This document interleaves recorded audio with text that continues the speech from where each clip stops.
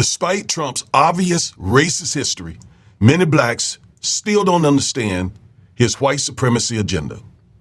I know this because many black men still support him, such as his black conservative sycophants, Byron Donalds, Tim Scott, etc. Some have approached Trump with something called the Platinum Plan, as if Trump is really interested in doing anything to help blacks. Others attack Kamala Harris, which helps Trump, all because they don't understand that Trump is all about white supremacy. All Trump really wants from blacks are enough votes or enough no votes to help him win. Why does he want to win so desperately? Well, it's clear, so that he can implement his white supremacy agenda. That's what I'm going to talk about in this Saturday's masterclass. Stay with me.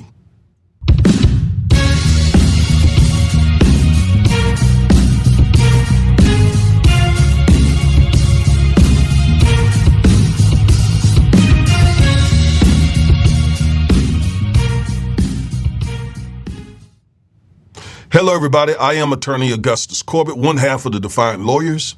And each and every week, we bring you at least one legal analysis of some trending story regarding politics, policies, personalities, or pop culture to empower you with the information you need to defy this unjust legal system and to nullify systemic racism.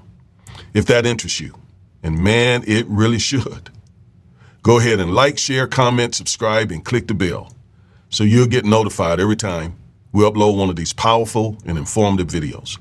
Before we get into this masterclass today, go over to Amazon.com, grab a copy of my book, Education and Justice, where I take on the education system on behalf of African-American male students and their parents.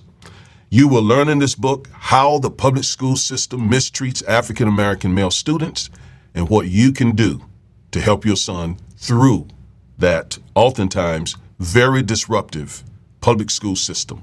This book will help you. All right?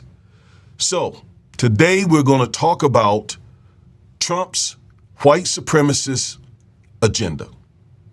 Trump's white supremacist agenda. You got to be clear that that's what this man and MAGA and Project 2025 and the GOP, that's what they are all about. Promoting a white supremacist agenda. No matter how they cloak it up in the Bible, no matter how much they try to make it about democracy, it is all about white supremacy. And we don't want, as African Americans, we don't want any more white supremacy. We have dealt with enough white supremacy since being on this continent. We shouldn't do anything to help these folk implement more white supremacy. Do you follow me here? I mean, we should be on the same page about this. All right, now let's go to another screen and we're going to begin to walk through this. So let's start out with a very just upfront statement. Any African American who helps Trump in any way get elected or reelected, that black person is helping Trump, his supporters, and his allies promote, preserve, and practice white supremacy. Now let that just sit on the brain for a moment. Any African-American person who helps Trump in any way get reelected, that black person is helping Trump, his supporters, and their allies do three things: promote, preserve, and practice white supremacy. Now, this solidarity with Trump means that that black person has joined forces with our enemies because white supremacy is an enemy and white supremacists are enemies, and those who help white supremacists are enemies. So that black person is making him or herself an enemy of black people. And I don't care how pro-black they sound. I don't care if they wear a dashiki. I don't care if they have a pick in their hair with a black fist on it. If they're helping Donald Trump get reelected in any way,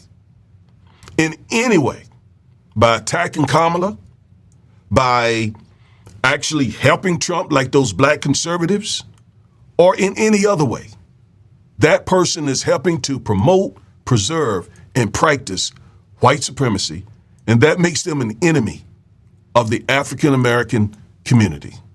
Now let's go back over to my screen and let's keep walking through this.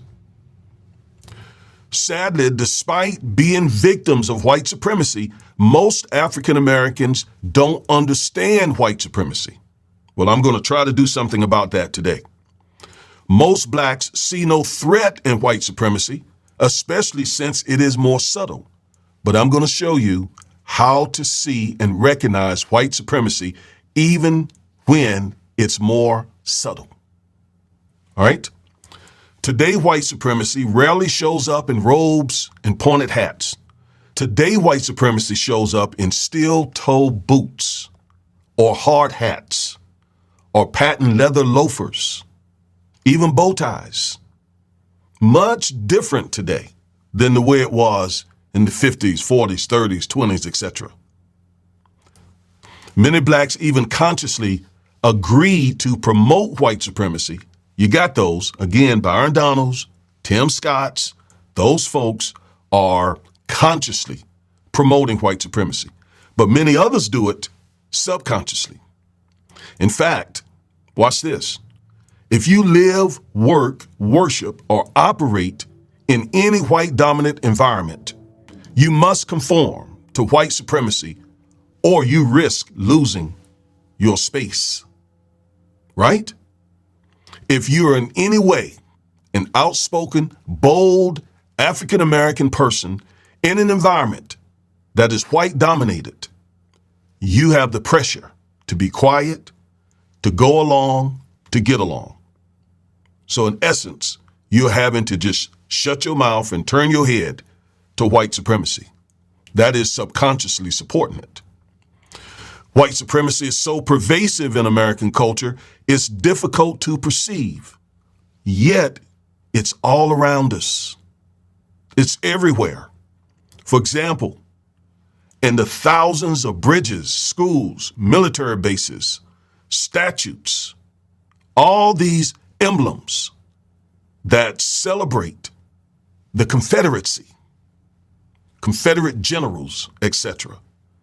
All of that is a reminder of white supremacy, because obviously the Confederate fought to keep African Americans enslaved. So to have their statutes, their bridges, their monuments all over America is to say to us, we are indeed in charge, and we intend to stay in charge. We dominate, and we intend to dominate. So it's still there, although it is in many ways more subtle.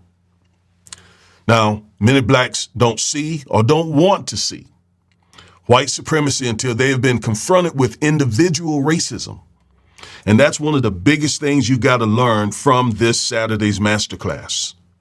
You got to know that white supremacy was there all the time before you were racially profiled or called the N-word or followed in a store. It was there the whole time. You just didn't want to see it, or you didn't know how to recognize it. But it was there the whole time. White supremacy does not show up when you see the shark, because white supremacy is in the water. Think on that. So to help you better understand and better see white supremacy, I want to offer you a definition.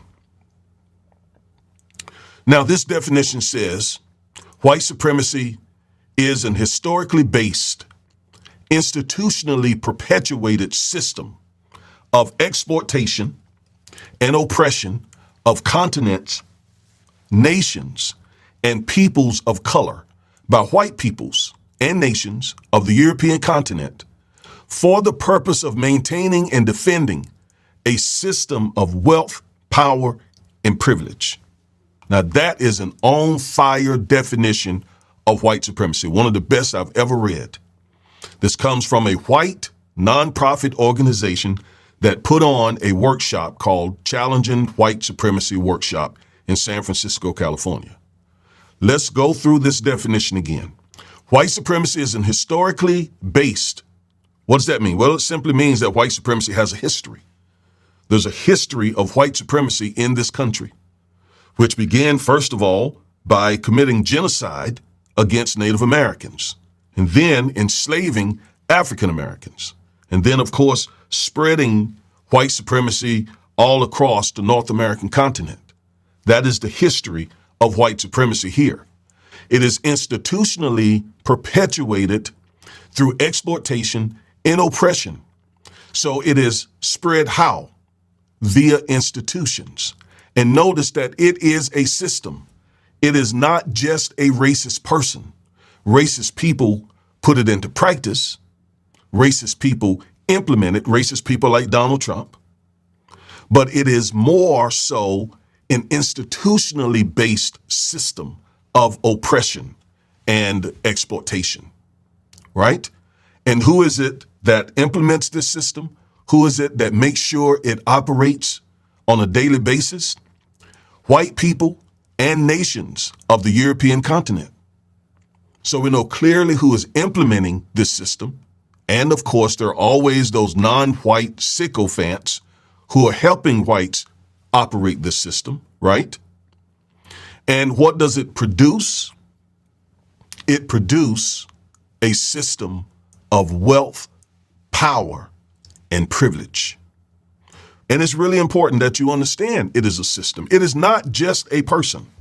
That's why I said earlier, long before you're called the N-word or denied the mortgage at the bank, long before you experience those individual racist moments, white supremacy was there the whole time. It was there the whole time. Perhaps you just didn't have the understanding to know that it was there the whole time, but it was definitely there the whole time. All right, because it is a system. And I want to demonstrate that to you with a pictorial here in just a moment. The ultimate goal of white supremacy is to oppress all groups, all non-white groups, in order to dominate their resources, in order to exploit their resources, in order to take their resources.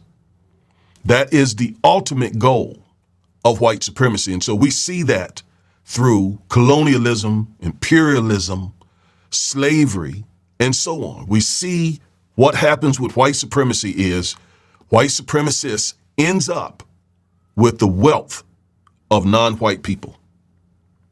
All right. Now, let's go back to our screen.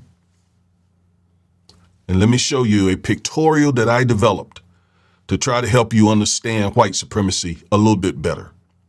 Now, the blue boxes across the top of this pictorial represent systems or institutions. The maroon, sort of reddish maroon colored boxes, they represent the practices of those systems, okay? And then the black boxes down below represent the results of white supremacy. So let's start with the blue boxes. The law system, the economic system, the education system. White supremacy are embedded in those systems. White supremacy is embedded in those systems. White supremacy is embedded in those systems so that those systems, no matter who are behind the desk or behind the counter, those systems are there to ensure the results at the bottom. So let's look at the law system. Voter suppression, mass incarceration, police racial profiling. Those are the practices, the racist, white supremacist practices of the system of the law, or you could say of the legal system, right? The law system, the legal system is replete with racist practices such as voter suppression. How does that happen? Well, they pass laws. That's all. They just pass laws to implement voter suppression. Mass incarceration. How does that happen? They pass laws, and when some black person is entangled in the criminal justice system, they're going to get an unfair deal. under most circumstances. Police racial profiling. That is a racist practice in the legal or law system. And put all this together, you're going to end up with those bad results, black felons. Economics. The economic system. How does it implement white supremacy? Well, mortgage loan denials. Mortgage loan denials to African Americans. That is big. That is problematic because wealth generally in this country starts with home ownership. Hiring discrimination. Blacks find it very difficult, oftentimes, to find jobs. That's why the unemployment rate of African Americans is always higher than everyone else's. It's one of the reasons why. A repressive tax system that overtaxes poor working people. The tax percentage of working people, believe it or not, results in poor people paying more percentage in taxes than the very wealthiest people. I'm talking about percentage of their income. It is a repressive tax system that needs to be reformed to a progressive tax system. But the results end with black poverty, all because of the racist practices in the economic system. Education. There are racist practices in the education system. That's why I wrote my book, actually. For example, unequal school funding. Schools in low-income, minority districts just don't get the same funding as schools in white districts. Disproportionate school discipline. These schools, these public schools, they tend to get rid of black students. Now, when Obama was in office, he had some civil rights rules in place to prevent that. Trump got rid of that. Unqualified teachers, believe it or not, tend to end up in low-income, high-minority school districts. All right? So you see here from this illustration that white supremacy is perpetuated through institutions, through systems that have these racist practices in place that produce these bad results. Black dropouts, black poverty, black felons. And just over time, that results in whites maintaining their dominance, their power, their privilege, their wealth. You see, that's how white supremacy works. And you cannot be looking at it from the standpoint of just when someone says something racist to you, because that system is working the whole time. It is there in the background working against African Americans. And I want to be clear again. Donald Trump and his crowd wants more white supremacy, not less, more. And you'll see why in just a moment. So white supremacy is based on three pillars. First pillar is religion. Religion has been used to support white supremacy in several ways. First, white supremacists have perverted Christianity by whitewashing it. If your Christianity is based on Western theology and white pictures of biblical characters, then you are embracing a whitewashed version of Christianity. It is a whitewashed version. Now, everyone knows that I'm a minister. I am a committed Christian, but I do not embrace a whitewashed Christian theology. My Christianity is not whitewashed because I know the truth. I know the truth. So I don't embrace that form of Christianity. I know that that version of Christianity is perverted, not the Christian faith itself, the perverted form of Christianity that they created to support, to justify white supremacy. So they also removed or misinterpret all the references to racial justice that are in the Bible. The Bible talks so much about justice as well as righteousness, but they don't want you to understand anything about the justice part. And back during slavery, they actually carved out or wrote out or took out those parts of the Bible because they didn't want our slave ancestors to see that God, the Christian Bible, The God of the universe, the creator, is a God of justice and righteousness. All right? They didn't want that seen at all. They also promote the lie that blacks are cursed. So how do they do that? They do that by twisting certain scriptures to teach that blacks are cursed. Nowhere in the Bible does it say that blacks are cursed, but they twist it to say that. They twist certain scriptures. And you got to understand this, because when you understand this, you understand the root of white supremacy. The root of white supremacy is based on religion. Religion. Because after all, think about it. If they're able to convince themselves and convince the world that God cursed blacks, then whatever they do to blacks is justified and divinely ordained. And we got to be clear in our own minds that the Bible never teaches that we African American people and all the African diaspora, we are not cursed. That is a perversion of scripture that has been supported and promoted by many white people, white Christians, entire denominations. And so me as a Christian today who understand that the Bible never teaches that, I know the lies that they have been telling, right? And I intend to continue to expose them. They also promote the falsehood that evangelizing blacks justified slavery. What does that mean? Well, they convinced themselves that slavery was justified so that they could Christianize blacks. So they could do all sorts of evil to black people, so long as they introduce black people to Christianity, which is a complete farce, because Christianity was in Africa before it was in Europe. That I can prove scripturally and historically. Christianity was in Africa before it reached Europe or a European. All right? But they've used all of these things from Christianity, a perverted Christianity, to promote white supremacy. And we need to be clear how they've done it. Now, I'm going to show you 2 verses from the Bible that refutes every bit of this.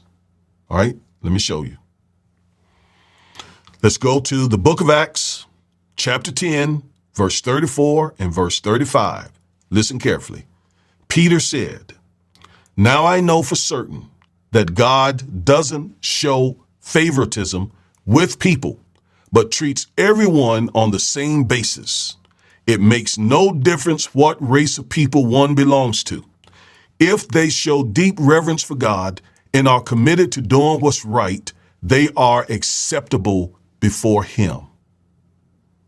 That's it. That undermines all of that white supremacist, twisted, perverted theology that blacks are cursed and all of that. All right, whites have also tried to use science to make the argument that blacks are indeed inferior. There are scientists who have posited that black men evolved from apes, we're not quite human, that black men have smaller brains, that black men are genetically less intelligent, that black women are genetically whorish.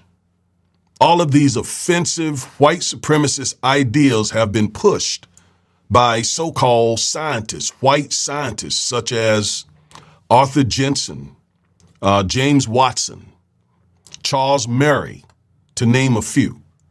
This is all bogus junk science, but they've used science as well to try to support white supremacy. But they've also used anthropology. This is the study of human societies and culture. Europeans define African society and culture as cursed, as we talked about earlier, backward, savage, hence subjugation, oppression, and domination in their minds were justified.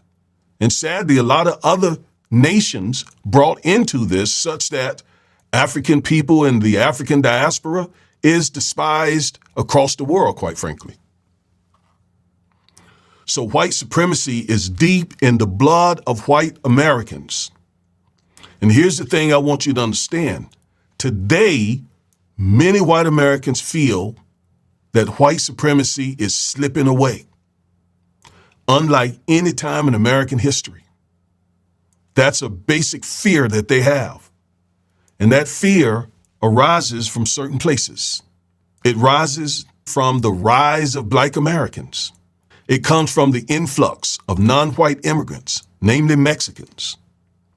The immigrant explosion in Europe is another reason why they fear this. The low white birth rate. All of this causes them to fear that they're losing America. So Donald Trump was tapped by white conservatives to reverse this.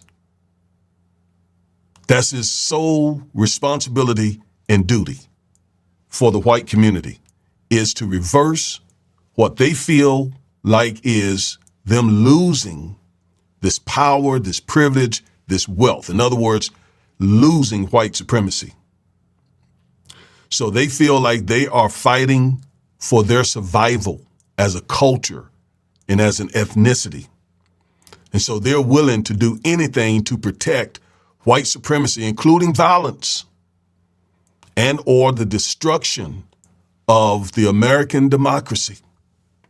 They don't care because they are desperate to stop this reversal of white supremacy. And African Americans are also fighting for our survival. Whites believe the only way to protect white supremacy is to reestablish at least Jim Crow by further damaging civil rights laws, overturning Brown versus the Board of Education case, changing the 14th Amendment, and various other civil rights protections that we have. So we too are in a fight for our survival, right? That's why we cannot do anything to help Trump. We can't. We just cannot. This is too important, too critical, too urgent.